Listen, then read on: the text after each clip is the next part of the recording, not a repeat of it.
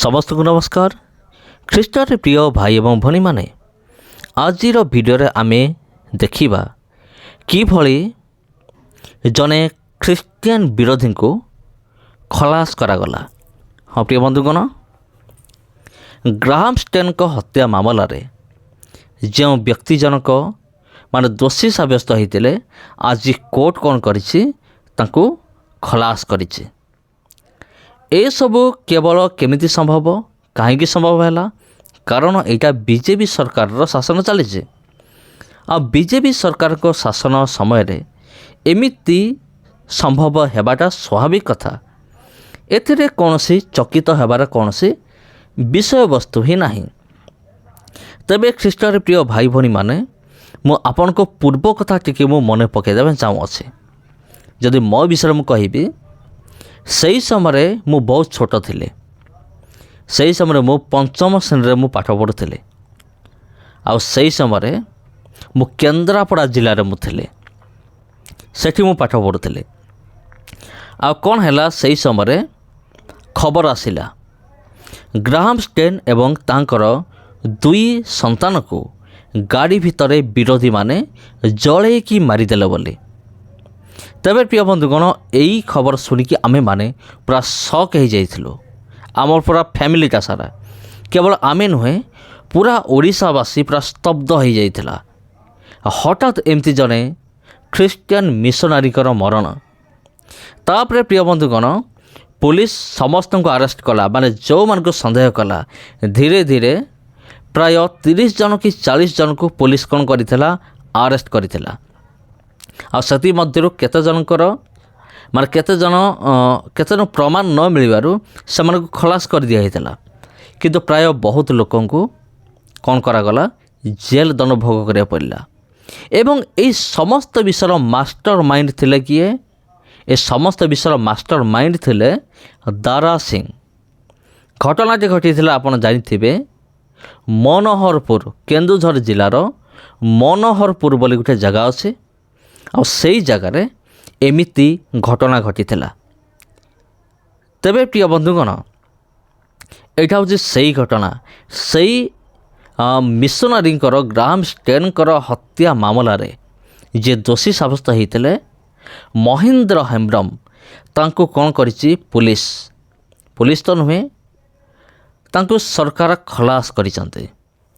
आ गोटे कथा मु आपन जणे देबा चाहे वर्तमान ओडिशा रे जो मुख्यमंत्री को आपण देखुचंती मोहन चरण माझी से कौन करथिले से निजे अन्य मान सहित धारणार जागी बसिथिले।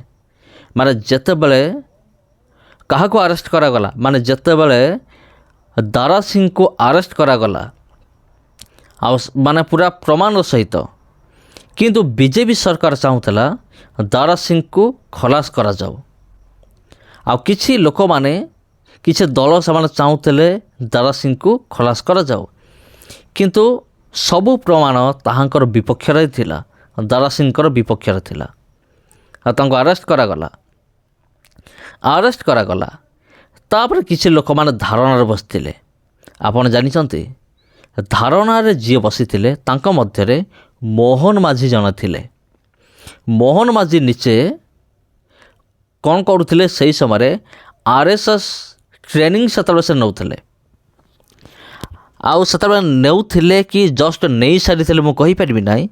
किंतु दारा सिंह को खलास करिया पई से निजे धारणार बसिथिले दारा सिंह को खलास करा जाओ। तबे देखंतु वर्तमान बीजेपी सरकार कौन आसिला बीजेपी सरकार पुणी थर आसिला 2025 मसीह आउ जहाँ आमे भाविथिलु सही हैला महेंद्र हेम्ब्रम को पुलिस तो नुहे आईन कौन कला तांको खलास कला। तेबे प्रिय बंधुगण ए समस्त विषय को जदि आमे चिंता करिबा तेबे देखंतु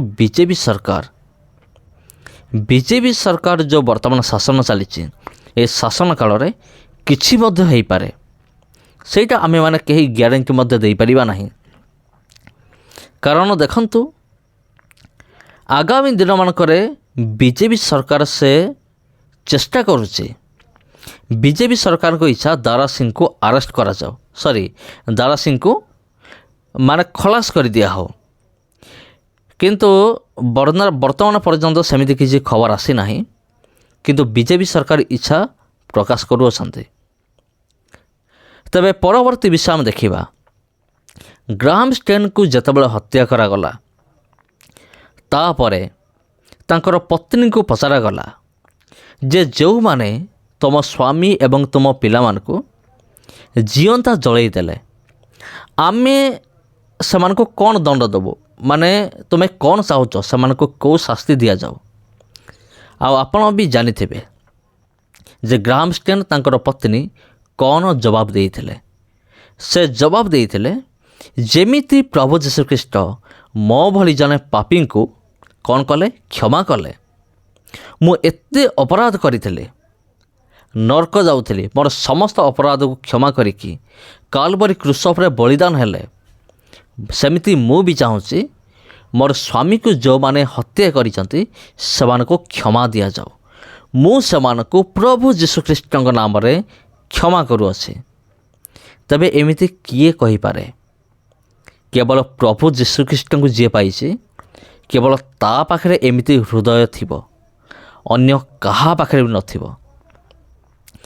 ଯଦି ଗ୍ରାହାମ ଷ୍ଟେନ୍ଙ୍କର ପତ୍ନୀ ଯଦି ପ୍ରଭୁ ଯୀଶୁଖ୍ରୀଷ୍ଟଙ୍କୁ ବିଶ୍ୱାସ କରିନଥାନ୍ତେ, ଆଉ ତାଙ୍କ ସ୍ୱାମୀ ତାଙ୍କର ପିଲାମାନଙ୍କ ସହିତ ଏମିତି ଯଦି କୌଣସି ଘଟଣା ଘଟିଥାନ୍ତା, ତେବେ ଗ୍ରାହାମ ଷ୍ଟେନ୍ଙ୍କ ସ୍ତ୍ରୀ ନିଶ୍ଚୟ କହିଥାନ୍ତେ ଯେ ମୋ ସ୍ୱାମୀ ପିଲାଙ୍କୁ ଯେଉଁମାନେ ମାରିଛନ୍ତି ସେମାନଙ୍କୁ ଫାଶୀ ଦଣ୍ଡ ଦିଆଯାଉ, ସେମାନଙ୍କୁ ମୃତ୍ୟୁଦଣ୍ଡ ଦିଆଯାଉ କହିଥାନ୍ତେ। କିନ୍ତୁ କହିଲେ ନାହିଁ, କାରଣ ସେ ପ୍ରଭୁ ଯୀଶୁଖ୍ରୀଷ୍ଟଙ୍କୁ ନିଜର ଉଦ୍ଧାରକର୍ତ୍ତା ଭାବରେ ସେ ଗ୍ରହଣ କରିଥିଲେ।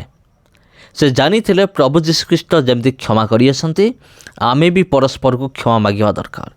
କିନ୍ତୁ ଆପଣ ଦେଖନ୍ତୁ, ପ୍ରଭୁ ଯୀଶୁଖ୍ରୀଷ୍ଟଙ୍କୁ ଜାଣିନଥିବା ଜଣେ ସ୍ତ୍ରୀ ଲୋକ, ତାଙ୍କୁ ଆପଣ ଏ ପ୍ରଶ୍ନ କରନ୍ତୁ ଯେ ତାଙ୍କୁ କି ଦଣ୍ଡ ଦିଆଯିବା ଦରକାର, ଆଉ ସେମାନେ କହିବେ ମୋ ସ୍ୱାମୀକୁ ଯିଏ ମାରିଛି ତାଙ୍କୁ ମୃତ୍ୟୁଦଣ୍ଡ ଦିଆଯାଉ, ଏଇଟା କରାଯାଉ, ସେଇଟା କରାଯାଉ, ସେମାନେ ନିହାତି କହିବେ। କିନ୍ତୁ ଜଣେ କ୍ଷମା ଦେଇପାରେ, ଯାହା ପାଖରେ ଯୀଶୁ ଅଛନ୍ତି, କେବଳ ସେ ହିଁ କ୍ଷମା ଦେଇପାରେ।